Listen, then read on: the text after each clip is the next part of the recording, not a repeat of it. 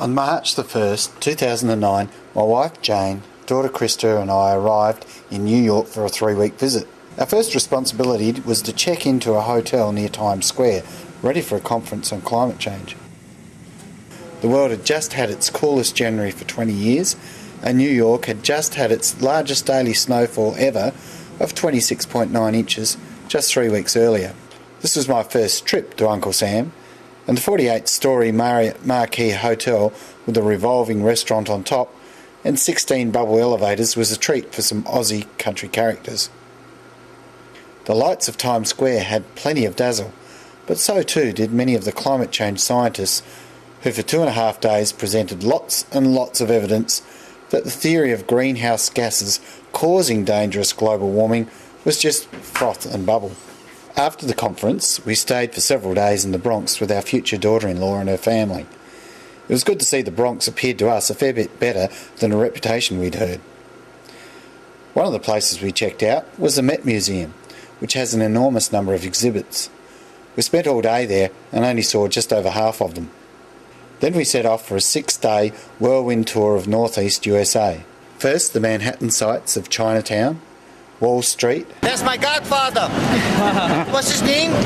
George Washington.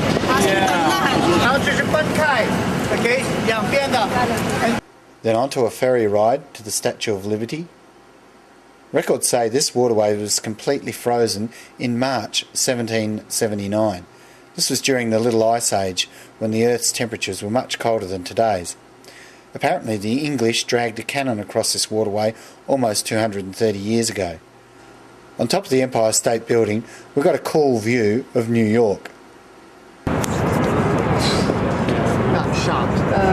Not really. Then a visit to the UN. Then a visit to the Rockefeller Center, with a few other sites nearby.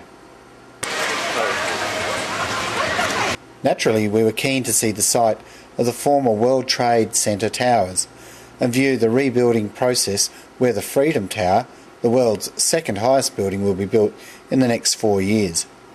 The next morning, we found a submarine outside our window. Then we were off to the historic Liberty Bell. It has a cracked history, but resides near where Jefferson wrote the majority of the American Constitution in one of the rooms in this building. After that, we travelled to Washington, D.C., going past the Pentagon and numerous memorials and checking out such places as the White House, Capitol Hill, where the statue of the Indian woman representing liberty towers above the parliamentary buildings, the Washington Memorial with its 2 coloured stones. This makes an interesting statement to me, that even the best paid engineers can make huge stuff-ups in their plannings. Jefferson's memorial looks out at the White House as if to say he's keeping an eye on the president, while Abe Lincoln gets a seat to relax in. The buildings are quite serious looking, which is what we'd expect, of course. Okay, this is the environmental protection on your left-hand side. Okay. It reminded us a lot of Australia's capital city, Canberra. The Korean War Memorial and the Vietnam War Memorial were sobering testaments of courage without glorifying war in any way. The range of museums on just about every subject to do with American history had our minds spinning. They were all throughout Washington, D.C. We could have spent a week there checking them all out, but we did get a glimpse of the Smithsonian Air and Space Museum. Next was our visit to Harrisburg and going past some farms, some in good repair and some not. Then it was on to Hershey's chocolate factory. There was a bit of Broadway razzmatazz in this place.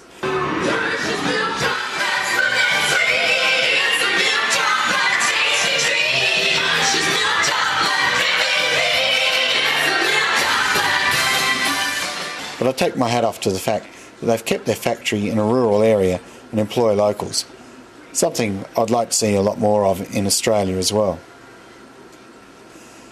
The chocolates are good, but I think Australia's Cadbury chocolates are just a bit better tasting. Going through the rural countryside showed bigger rivers than Australia's, and it was in one valley after another, obviously a much better rainfall climate.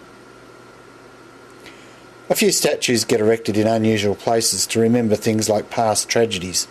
Here's one with a Statue of Liberty replica in the Susquehanna River. The Amish community, which uses horses and buggies exclusively, decided to put on a show for us and had a bit of a get-together while we were driving past.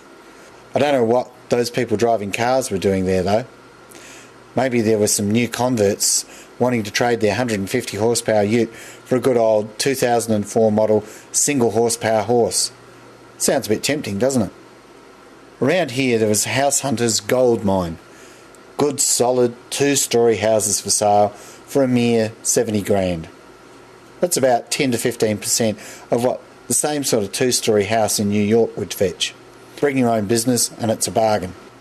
Then we dropped into a place with over 2,000 glass objects, a glass museum. It has just about everything. Bendable glass, glass blowing, glass tables, all sorts of ornaments, science glassware, 3D mirrors at Benjamin. Look, it's all here. We're back on the road through more farming areas. This time they're still defrosting. There wasn't much of a line-up for rides at this amusement park, and definitely no brass monkeys around either. Then we got to Niagara Falls in the evening. We had a bit of a peek at the falls. Krista and I tried our hands at making a snowman, but my hands went a bit brittle and blue before we got very far, so I used my feet. It's recorded for all posterity, okay? Next morning, a fisherman was spied trying to catch breakfast in the river of ice. Come in. Looks like someone is over there, right? Fishing? Aha, this guy. If it's open, he's going to go and swim. Then back to Niagara, where we got a daylight viewing of the falls.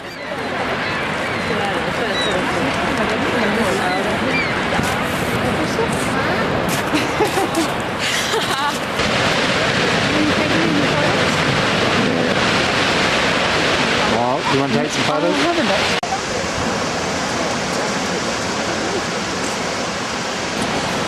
We checked out the photos of where the falls froze solid and saw a video about people going over the falls and surviving. Of course I knew I could do it too, but I just don't like to be a show-off. Then we retraced our steps a bit, going through lush farming country with centre pivot irrigators waiting for the sun to warm things up. There's a lot of corn growing in these areas, but not much when the white stuff hangs around. We then hiked it to Boston, checking out the style of the buildings, the old being some sort of British influence, while the modern buildings were not unattractive either. Most were built in the last 25 years. Some were right next to the waterline. Of course, the yarns that Al Gore spins about a 20-foot sea level rise in the next few decades hasn't worried developers here. Maybe they too realise global warming is driven by the sun and not carbon dioxide levels. Then we checked out Harvard University. A mere $75,000 a year to send your offspring to a place to read books, play with computers and talk to others their age from around the world. So if your kids are nerds and bookworms, I think this is a place for them. After Boston, we headed back to the Bronx and did a few more family things.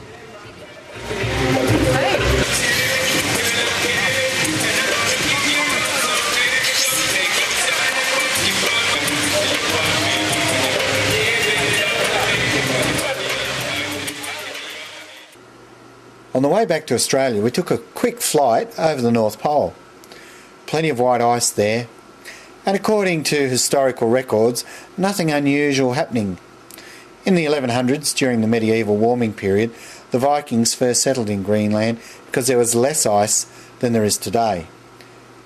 Obviously, global warming before carbon dioxide emissions were even an item.